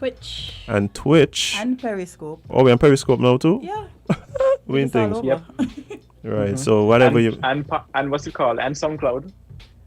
Yeah, we're working on that. Okay, But SoundCloud disappointed me currently, so but we're gonna work on that. like guys, there's so many places that you can consume us, all kind of And platforms Instagram. and Instagram. So Island T SKN on Instagram, WINNMedia SKN is where you could find us on most of the other platforms. So thank you guys so much for continuing to support us. Really appreciate it. But hey, it's already minutes past the hour, so we're gonna have to wrap this up. Before we go, just want to hear from our, fave alum right here on Island T. So please drive safely and do right by others. Please use our roundabouts correctly, meaning don't overtake in our roundabouts, don't switch lanes in our roundabouts, and when you're exiting, please indicate so that folks driving behind you can know what your intentions are. It will reduce accidents and almost accidents by significant proportions. Stay in your lane, people. Stay in your lane figuratively and literally. Also, please let us remember to park our vehicles in a manner which is conducive to the collection of garbage from our friends at Solid Waste. If you park your cars irresponsibly, then people can get their garbage collected with the trucks. Clean. So gentlemen, when you're thieving a piece, please park around the corner. Right. So the truck can get up the street or where your madam lives to collect her trash. Indeed. It might work out better for you too. Indeed. It's going to be a cleaner environment when you get there the next time. Also, let us please, put pressure on our lawmakers and our policy makers and our policy designers and wheelers and dealers in Parliament to take a look at our outdated laws, all of them. The traffic laws, the sexual assault laws, the weed laws. As it relates to, so that they can relate to current day life and current day society here in St Kitts and Nevis. Update them so it's a reflection of what's actually happening and not what used to happen in the 1960s. And with that, I will turn it over to our Master of Ceremonies, His Excellency Honorable Kevon Hanley. AKA Slim Forever, AKA Champagne Papi, AKA Prosecco Papi, AKA the Duke of Frigate Bay. You forgot Fet One. Oh, well, after this weekend, Fet Van. I feel special with the initial one, the first one on the list, Slim Forever. Yes. But remember that you can't be everybody's cup of tea because you is not a mug. See you tomorrow. See you guys tomorrow. Hey, I'm supposed to big up Miss Casimir. Yeah, big up yourself.